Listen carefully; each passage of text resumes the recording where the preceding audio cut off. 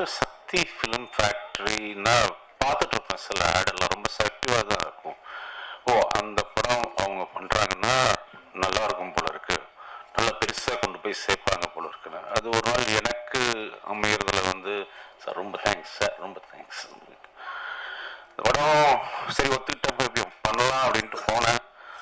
போனால் ஷூட்டிங் ஸ்பாட்டில் வந்து நின்று யாரும் வேலை செய்யலை, ஓடிக்கிட்டே இருக்காங்க. சரி கொஞ்சம் நம்ம நின்று, நான் மட்டும்தான் நின்று வேலை செய்கிறேன். முடிச்சுட்டு போயிட்டேன். கொஞ்ச நேரத்தில் திரும்பி வந்து பார்த்தா அடுத்த நாள் பார்த்தா அப்படியே தான் இருக்காங்க.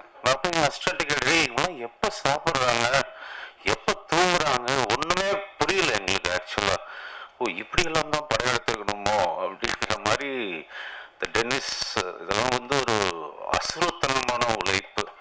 அந்த உழைப்புக்கு வந்து டெஃபினட்டாக ஒரு கூலி கடவுள் கொடுப்பான்னு வேண்டிக்கிறேன்னா. அதுக்கப்புறம் ரொம்ப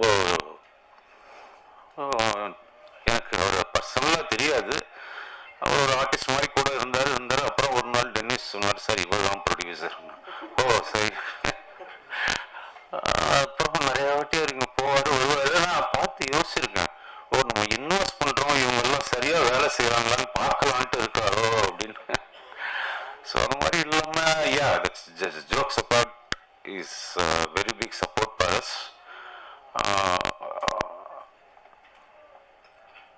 Yeah.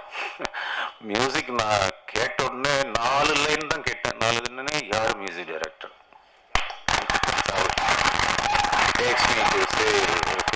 டைரக்டர் கூப்பிட்டு கேட்டு யார் நல்லா இருக்குங்க, சவுண்டிங் நல்லா இருக்கணும் மியூசிக்னா. ஸோ இந்த படத்துக்கு ரொம்ப நல்லா மியூசிக் பண்ணி கொடுத்துருக்காரு.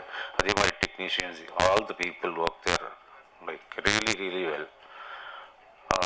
கௌசல்யா மேம் எனக்கு சொல்றது, நாங்கள் அப்படியே பார்த்து சொல்லு ஊற்றிருக்கோம்.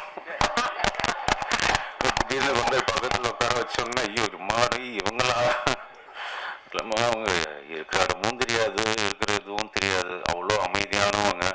அதுக்கு அப்படியே போயிட்டு ஆப்போசிட்டு குஷி.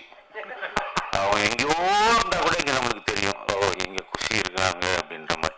ஆனால் நிஜமா ஒருத்தர் எப்பயுமே சந்தோஷமா இருக்கிறதுக்கெல்லாம் கடவுள் வந்து வரப்பிரசாதம் வேணுங்க. நம்ம எல்லாருமே எப்பவுமே சந்தோஷமா இருக்க முடியாது. அந்த முகம் கொஞ்சம் கூட சோர்ந்து போய் நான் பார்த்ததே இல்லை. எப்பயுமே சிரிப்பு தான். அதுக்கு இன்னொன்று கேட்டுக்கிறேன் நான், உங்களுக்கு எப்போ என்ன தடங்கள் இருந்தாலும், எந்த மனசுக்கு கஷ்டமா இருந்தாலும் குஷியை கொஞ்சம் தமிழ் பேச சொல்லுங்க, உடனே எல்லாம் சரி. ஸோ இது ஒரு நல்ல டீம், இது ரொம்ப பெருசாக வரணும்னு